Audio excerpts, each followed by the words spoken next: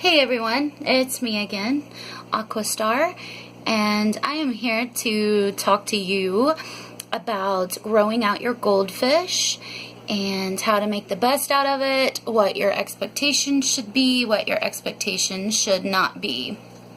Now, I am not a professional by all means. I've had lots of experience in the past with growing out goldfish, and I'm just now getting reacquainted with the whole process and what to expect and such. And but keep in mind, I mostly kept comets and commons years ago. I think we had one Aranda and like one Ryukin, and the rest were fantails or comets. Okay, so where should I start at? I actually made me a little checklist. Let's get that.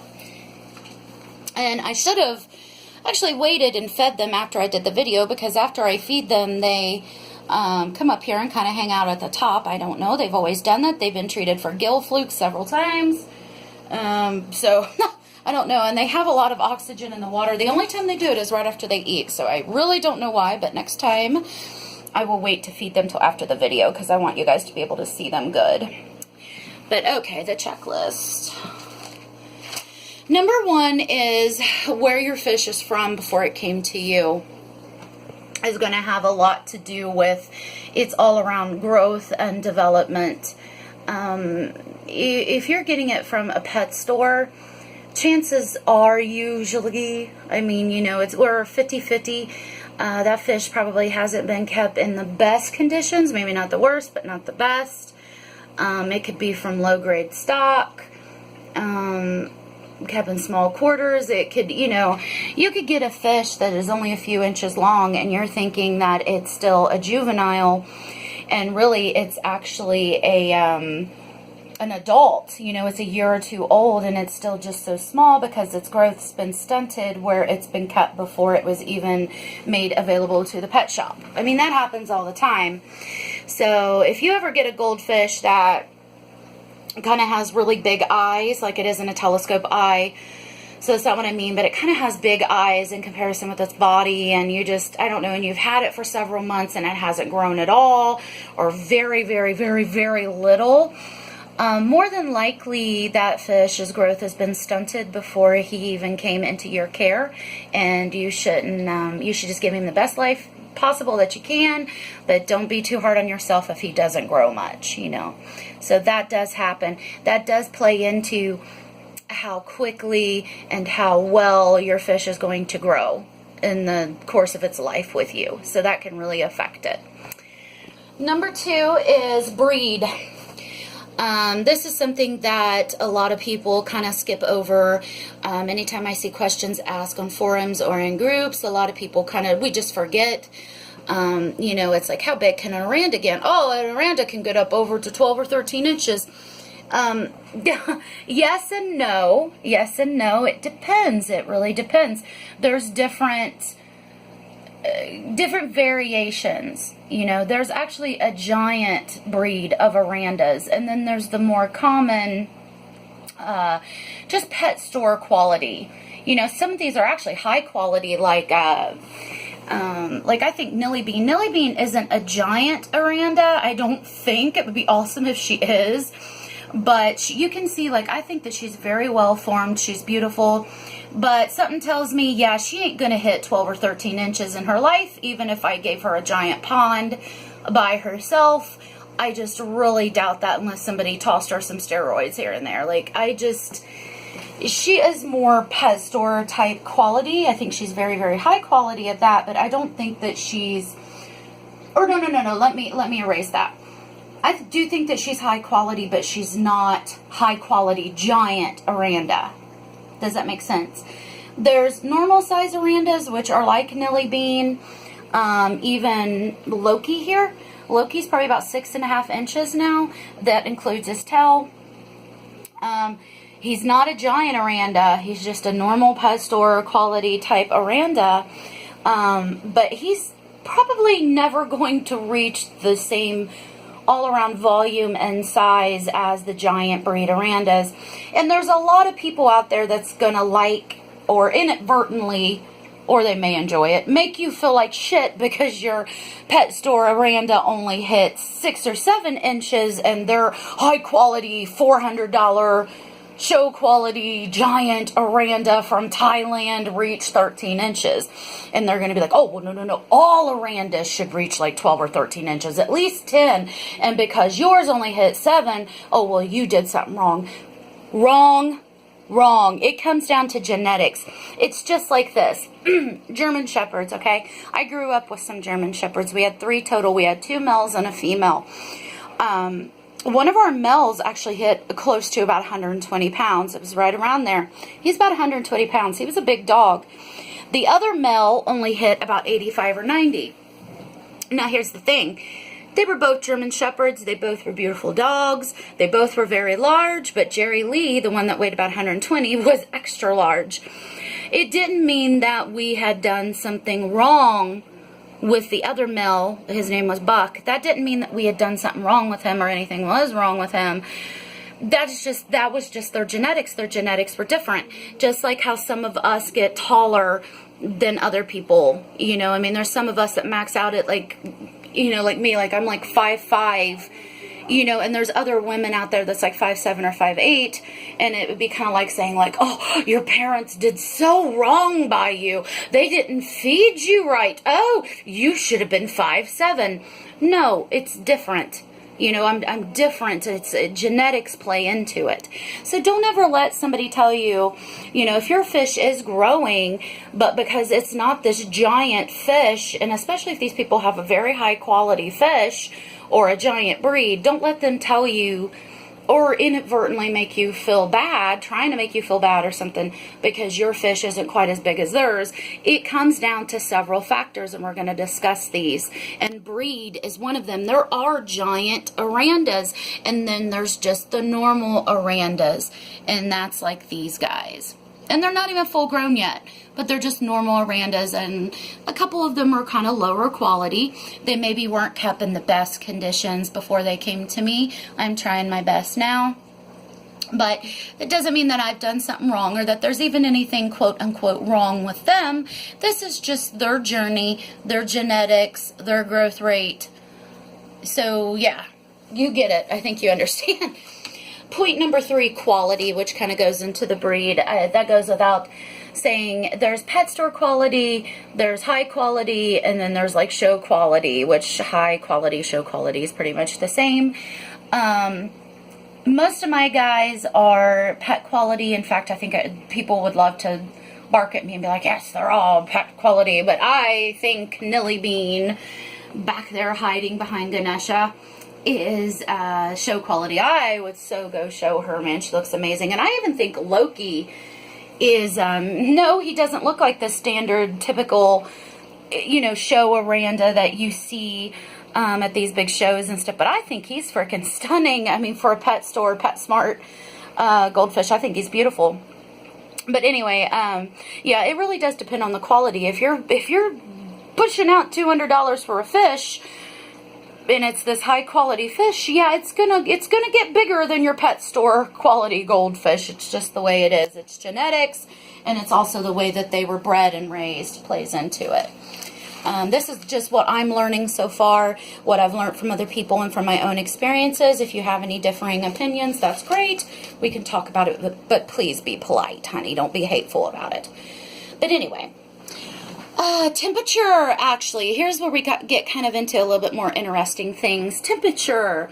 There's some people who consistently keep a heater going in their goldfish tank. You do not need this. That's not required. I have this hooked in, oh, well, it's not hooked up, but it's hanging over there. Actually, last week I was thinking about raising the temperature in my tanks a little bit to promote more growth. But the more I thought about it was like, nah, I'm not going to push them. You know, I'm not going to push my goldfish. Actually, Charlotte's been having a bit of a growth spurt right now. And Nilly Bean has been having a little bit of a growth spurt. They're doing it at their own pace. My temperature, even during the summer and in the winter, the temperature in my fish tanks is always between like 67 and 72. Okay, it's actually rare that it ever is a 72. It's usually right around 68. Now there's some people who consistently keep their goldfish tanks at like 75, right around 75. And the thing is that's fine. It doesn't hurt the fish. You don't really want to go over that over extended periods of time. It's just not really good, I guess, unless they're out in a pond and they have some deeper water to retreat to if it gets too warm on them, like deeper, cooler water. But anyway, people with ponds would know more about that. But yes, temperature does play into it. What happens is if fish are being consistently kept at 75 plus degrees, 75 to 80, somewhere in there, the goldfish's metabolism is going to really speed up and go into overdrive. And this causes the fish to eat more. Most owners are aware of this, and so obviously they'll feed them more. And obviously the fish will grow faster because everything's being sped up, kind of fast forward, and it goes into sonic speed.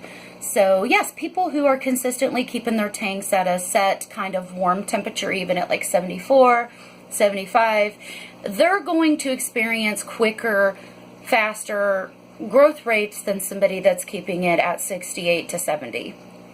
Honestly, that 5-degree mark makes a very big difference. My fish are always at like right around like 68 to 70. I do like cold weather, so like even in the winter I don't always keep my heat going, and in the summer I keep it like a ice box in here, so my fish obviously are getting the effects of that, you know. So, and the only time I've ever really used the heaters for longer than maybe a couple days is when they had ick back in February, which thank God that went away. And I raised it up to about 86, 87 degrees, and it got rid of it really quick. And this is just where I was just thinking about it the other day, about plugging this in and kind of, you know, getting my fish to grow a little bit faster because I'd like to see how they're going to develop. But one of the biggest factors why I decided, I just unplugged it and stopped, why I decided not to do that, is the last time when they had ick, and I did do the heat and salt method for about 2 weeks for that parasite. My fish's colors started changing. That's when Loki lost like the last 25% of black on his body. And I mean, he lost it within like a 4-day period, where it maybe would have lasted on him for another month or so. I seen like Charlotte lost all the black on her, and actually Nesbit, that's when Nesbit started losing the red on his body, and now he's just left with the red on his tail. So I didn't want to start upping their temperatures just to promote growth and end up losing some colors in my fish. I mean, God forbid Loki lose some of his beautiful gold, maybe little Pickles here lose his black. Yeah, so I was just like, it ain't worth it. Just let them go at their own pace. You know, I'm going to make sure they have good water, good food, enough space and stuff, and they'll grow at their own time, you know. So, and that goes into the other subject. So keep that in mind. Temperature has a big thing to do with how fast and how big your fish can get.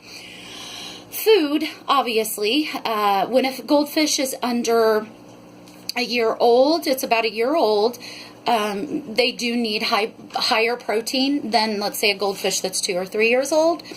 They benefit from some boiled egg. They're going to benefit from some bloodworms. And then, of course, there's some really nice foods out there, really nice pellets, and gel foods, too. There's some Rapashi that specialize more in high-protein diets for fish. The younger goldfish are really going to benefit from high protein. I actually think that that's what went on, at least with Loki, is I fed him a lot of bloodworms the last, like, few months before he hit a year old, and he got some really big growth spurts there. And I've been feeding Charlotte, well, not specifically her, but she seems to be responding. I've been feeding her a lot of bloodworms, and actually here lately, man, she's been, just over the last like month and a half, she's grew about a ½ inch. So that's affecting her very well. Yeah, so whenever they're under a year old, you want to promote you want to give them a high, kind of high protein diet. Now, once they get over a year old, you want to taper that off and go down to kind of like a 50-50 diet, just kind of an evened out balanced diet, because I'm pretty sure there would be some consequences to feeding a goldfish, you know, 75% protein all the time, because that's not really what they're all about. You know, goldfish pretty much eat anything, and their body has evolved and adapted to those different vitamins, so they need them. Not just protein, they need other kind of vitamins too. But the different kind of foods and high proteins and stuff are, you know, and the high quality foods are definitely going to promote good growth in your goldfish. So keep that in mind. Adequate room. This goes into that whole stocking issue shit. Oh, little Benny Jets, his little red points on his tail and his fin. Yeah, you do want adequate room for your fish. Okay. There's like a couple fish in England somewhere that's supposed to be like 30, 40 years old. There's 2 of them. Looks like they're in a little 5-gallon tank. If you look at those fish, I mean, it's amazing they've lasted this long. That's really amazing. But they don't look real healthy. You know, they're kind of shabby looking, and they're very stunted. They're very small. They're actually common goldfish, just like little Benny Jets back there, and they're like Benny Jets' size, and Benny Jets is only like 6 months old, and these fish are like 30, 40 years old. So that kind of gives you an estimate or an idea of, you know, that's not really healthy. That's not right. Now, that's just an extreme example of, yes, your goldfish might live for a long time, but they can also be stunted. You know, they can be stunted, and that really shows, you know, if you keep, you know, a couple little goldfish in a little 5-10-gallon tank, they're not going to reach their full potential physically. And most of the time, 90 out of 100 times, they're not going to live that long because they're being stressed. You know, it isn't just the stress of the water quality. That's what a lot of people argue about, is like, oh, well, I change my water every day, so I can keep my 2 goldfish in a 5-gallon tank because I change the water every day. No, they can be stressed simply because they feel crowded. They feel crowded. Now, what plays into that is because they're feeling stressed, and goldfish can really, whenever they're feeling stressed, it can really affect like every system in their body. It can really just F with them on many levels, and that includes growth, okay? Because they're so stressed out for extended periods of time, and they feel really cramped and not isolated, really cramped and jammed in there. It's going to affect their growth, you know. And then I actually read somewhere online several months ago, I don't know if this is a theory, I don't know if this has been tested, but I read somewhere, I certainly would believe it, but I read somewhere that when goldfish are severely overstocked and they're not getting adequate water changes, they actually build up a hormone in the water that kind of tells each other and tells themselves, okay, you probably don't want to grow much more because we're having some spacing issues here, so let's hold off on growing. And what that can do to some goldfish, especially highly modified goldfish like short-bodied Arandas and Ryukins, what that can do is their organs sometimes keep growing, but that their outer body does not. So you start having some internal issues, which probably lead to death. And that's why you see a lot of people really passionate about and adamant about the stocking levels of goldfish, which is, I respect it. I think it's very sweet that there's people out there that, you know, care that much about animals, and clearly I do. I just don't like when they're really ridiculous about it, when you've got 2 goldfish in a 40-gallon tank or 3 goldfish in a 40-gallon tank, and they're like, oh my God, you're such an evil person, they're overstocked. No, you're an evil person for jumping on somebody over something like that, when clearly deep down in your heart you know it isn't overstocked. So, but yes, adequate room is going to all around play into the growth rate and the all-around growth limit that your goldfish can reach. So, sorry, I keep trying to keep it on a fish, but as I'm talking, I'm like moving it up. But anyway, so there's several factors that go into this. And last, and which many would argue is most important, I think it's just as important as any other factor, but is fresh, clean water. Water changes.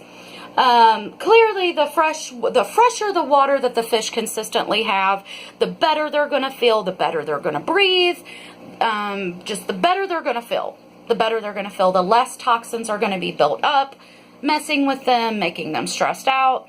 you know, they're going to do well and clean fresh water. This doesn't mean that you have to change your water every day or every other day. And by all means, do not tell somebody, don't let somebody tell you to do that. Don't, you know, especially if you're not overstocked, don't let somebody tell you, you know, if you're normally stocked and they're like, oh, you gotta change your water every other day. No, you don't.